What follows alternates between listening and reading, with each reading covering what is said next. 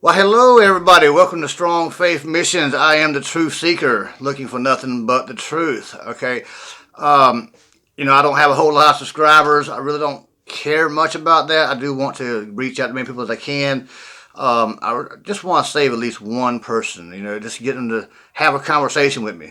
Get them to ask questions about what I think about different angles. That comes with God, things that they've seen in their life, or where we're at in this point of history, stuff like that. I just like having a conversation with people. All right, so like, comment, share. I'll leave my links up to my social media, stuff of that nature. Okay. But today I want to talk about scientific proof. Or is there scientific evidence of God or angels and devils and stuff of that nature? All right. A lot of people probably say there's no scientific evidence that God exists, and I'd say they're full of hooey. All right. There's plenty of things that point towards the fact that there's a God. All right. There's not most quantum physicists will tell you they believe in a God, a source of all energy, where all energy emanates from, because that energy slows down and becomes matter that we can hold and touch and feel and stuff of that nature. Okay. All right. Now they say, oh, there's no scientific proof that God exists. Science ain't really all that advanced yet.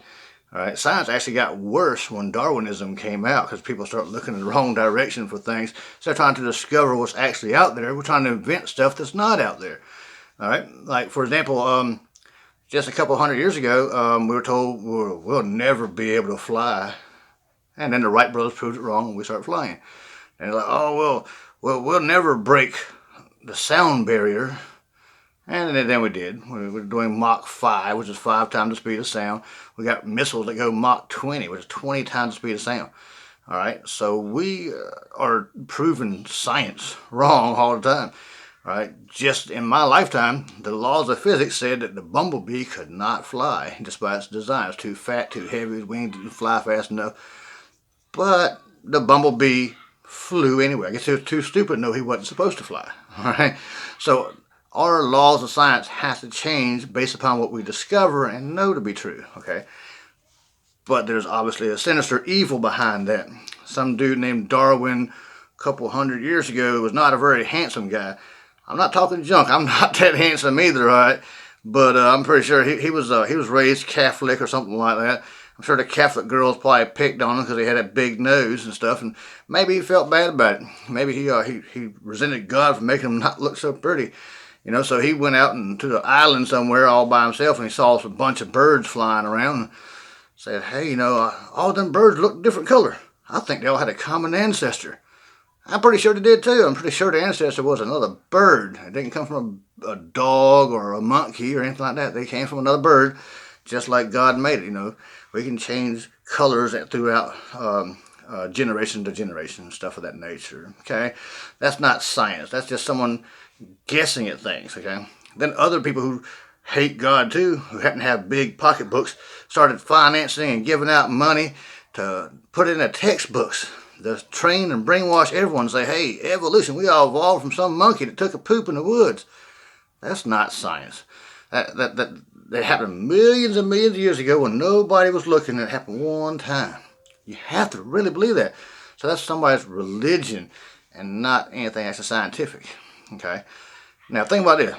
Just less than 100 years, we could not detect infrared, which is what we use in every remote control for the TV and stuff. Is infrared. We couldn't see that, but we can see the effects of it when we change the channel on the TV. All right, ultraviolet, the same thing. Gamma rays. What about the dog whistle? You blow it, you can't hear nothing coming out of it. Your dog's over there whining. We can't hear anything. But the evidence that that dog whistle's being blown is evident that the dog howling. All right. Cats see things we can't see. Cats see things the camera can't see. He hisses and jumps and scratches at something that's not even there. You can have your security cameras, everything else, and that cat's hissing and jumping at something, but none of our equipment can detect what it sees and what it's hissing. But it sees something. So these things are real, and science ain't figured out exactly what it is yet. Just because science and our technology can't see something directly doesn't mean it don't exist. But the evidence is definitely there that something does exist. Okay. Now just look at the political world. All right. You know there's a real sinister evil where some people are really trying to kill a lot of people. All right.